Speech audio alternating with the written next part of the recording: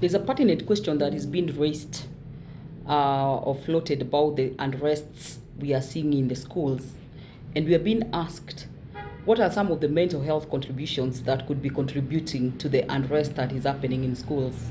But even before I address some of the issues that I think mentally could be contributing to the unrest that is happening in schools, we first have to come back to ourselves as the Kenyan community, and ask ourselves, when we have issues, how do we deal with them? How do we express our anger, our frustration? How do we deal with them?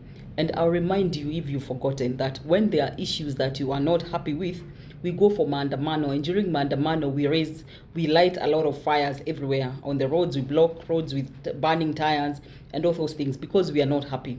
And at the background, unknown to us, is that our children, our daughters, our sons are watching what we are doing silently on their TikTok, their Instagram, their Facebook. And they are learning that when you're not happy, when you're frustrated, when you're not heard, then you light fires to sort out your issues.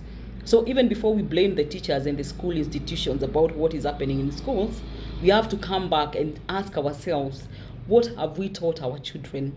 How have we taught them to deal with issues when they happen? Because when we first come back deep to ourselves and see, we as a community, what contribution we could be making, then we'll be able to understand where these students are coming from.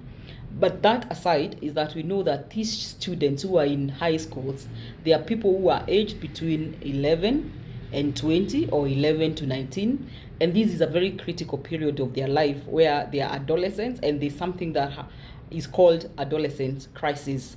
And I want to take some few minutes and tell you and educate you about adolescent crisis, and then we can be able to connect that with what is happening in schools.